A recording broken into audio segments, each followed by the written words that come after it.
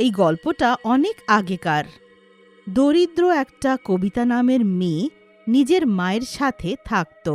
কবিতার মা শরীর খারাপ হওয়ার কারণে কোনো কাজ করতে পারত না, আর এই কারণে তাদের ঘরে খাবারের পয়সাও ছিল না। এই সব দেখে কবিতা কাজের খোঁজে বেরিয়ে যায়, কিন্তু ও কোথাও কাজ পায় না, আর সে অনেক দুঃখিত হয়। হে ভগবান, এবার কি হবে? আমার কাছে তো এত পয়সাও নেই যে আমি কোনো ছোটখাটো ব্যবসা করে নিই। ঘরে খাবারের একটা অন্নও নেই।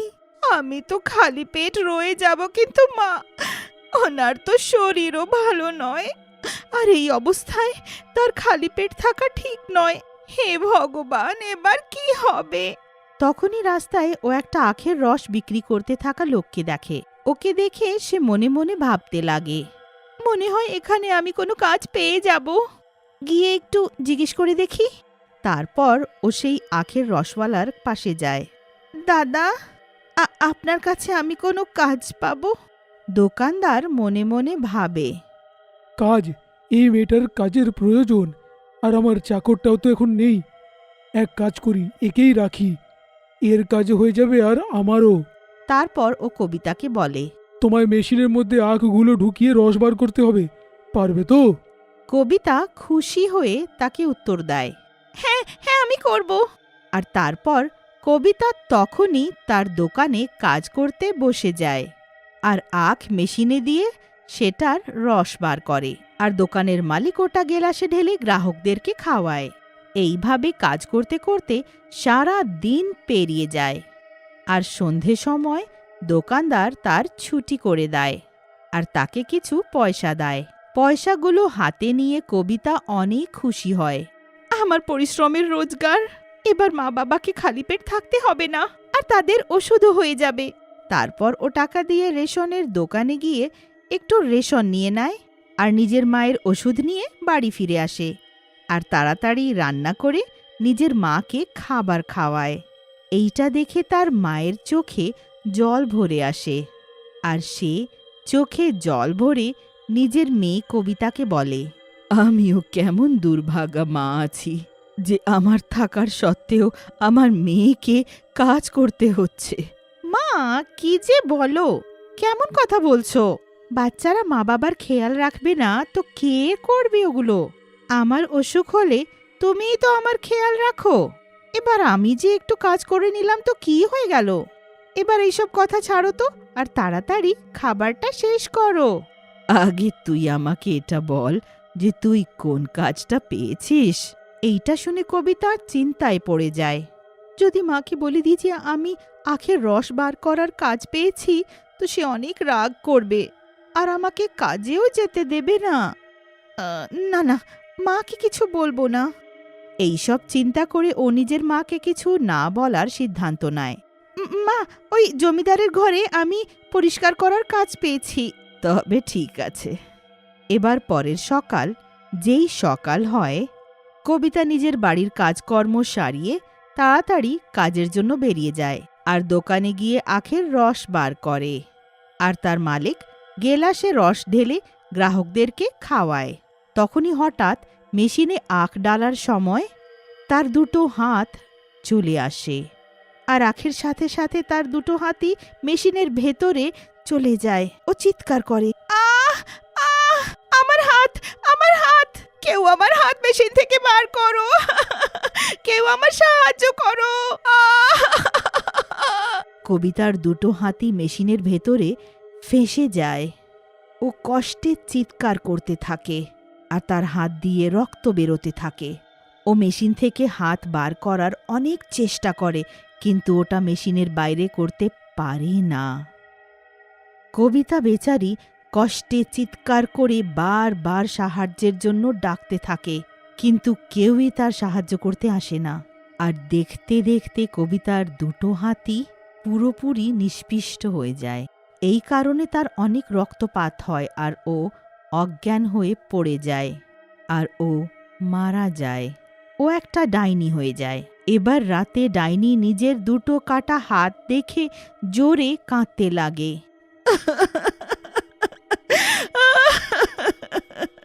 আমার হাত, আমার দুটো হাত কেটে গেল।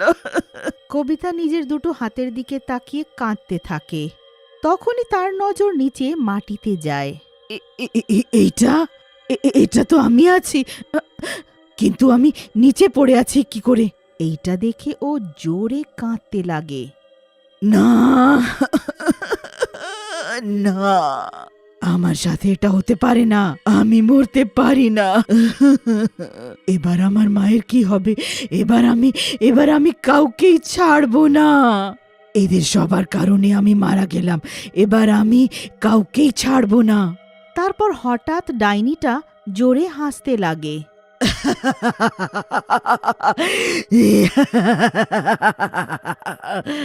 এদের কারণে আমার হাত কাটা হলো, এইভাবে আমি ওদের হাতও কেটে দেব ওদের হাত। তারপর ওরাও আমার মতন হাত ছাড়া হয়ে যাবে। তারপর সেই হাতহীন ডাইনি পুরো গ্রামে ঘুরতে লাগে। তারপর যেই সকাল হয়, ও নিজের রূপ পাল্টে একটা সুন্দরী মেয়ে হয়ে আখের রস বিক্রি করতে লাগে আর সব গ্রামবাসীদেরকে টাটকা আখের রস খাওয়ায়। ওটা সব গ্রামবাসীদের অনেক পছন্দ হয়। এবার ডাইনি মনে মনে খুশি হতে লাগে। তারপর পরের দিন ডাইনিটা আবার মেয়ের রূপ নিয়ে আখের রস বিক্রি করে।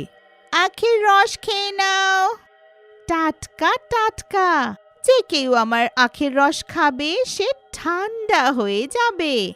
তখনই ওখান থেকে যেতে থাকা একটা লোক সেই মেয়েটার ঠেলা দেখে থেমে যায়। লোকটা মেয়ের কাছে গিয়ে তার কাছে টাটকা আখের রস চাইতে লাগে। এক্ষুনি খাওয়াচ্ছি, কিন্তু আমার সাহায্য করতে হবে। আরে মামুনি, সাহায্য করতে তৈরি, একবার শুধু বলে তো দেখো। লোকটার কথা শুনে ডাইনি মনে মনে বলে,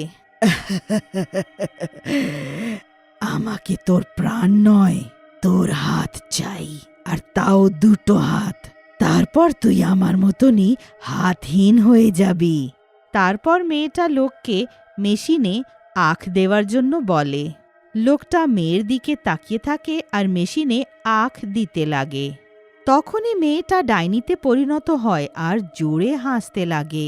এইটা দেখে লোকটা মেশিনটা ছেড়ে পালাতে লাগে, কিন্তু ডাইনি তাকে ধরে নেয়। পালাচ্ছিস কোথায়? আখের ঠান্ডা ঠান্ডা টাটকা রস খাবি না? তারপর ডাইনি লোকটার দুটো হাত মেশিনে ঢুকিয়ে মেশিনটা চালিয়ে দেয়। লোকটার দুটো হাত মেশিনের ভেতরে ঢুকে চলে যায় আর সেই লোকটা কষ্টে চিৎকার করতে লাগে। আস্তে আস্তে করে লোকটার দুটো হাতই মেশিনে ঢুকে আখের মতন চূর্ণ হয়ে যায় আর সে অজ্ঞান হয়ে পড়ে যায়। ডাইনিকে এইসব করতে দেখে একটা লোক দেখে ফেলে। ও গিয়ে বাকি সব গ্রামবাসীদেরকে সেই ডাইনির সম্বন্ধে বলে। সেই গ্রামবাসীরা একত্রিত হয়ে সেই ডাইনির কাছে পৌঁছয়, যেখানে সে আরেকটা লোকের হাত আখের মেশিনে ঢোকাতে যেতে থাকে। তখনই গ্রামবাসী আর পূজারী ওখানে পৌঁছে যায়। এই পূজারী, আমার রাস্তা দিয়ে সরে যা, নইলে আমি তোর হাতও কেটে ফেলবো। তখন তুই কোথায় ছিলি যখন আমার হাত মেশিনে ঢুকে কেটে গেল? আর এরা সবাই দাঁড়িয়ে তামাশা দেখছিল, কেউ আমার প্রাণ বাঁচালো না, আর আমি মারা গেলাম। আর আমার মা যে অসুস্থ আছে, বেচারি কি জানি কি অবস্থায় আছে। ডাইনিটা যেই সেই লোকটার দুটো হাত কাটতে যেতে থাকে, তখনই পূজারী মন্ত্র পড়ে গঙ্গা জল মেশিনের উপরে ঢেলে দেয়। এটা করতেই ডাইনি পুড়তে লাগে আর তার সাথে সাথে মেশিনও। এই পূজারী, এটা তুই ঠিক করলি না, আমি তোরও দুটো হাত কেটে দেব। আমার শরীর, না না, বাঁচাও বাঁচাও। এইভাবে চিৎকার করতে করতে সেই ডাইনি আর তার মেশিন পুড়ে ভস্ম হয়ে যায় আর সেই লোকটার প্রাণ রক্ষা করা হয় আর সব গ্রামবাসীরা সেই ডাইনির হাত থেকে মুক্তি পায়।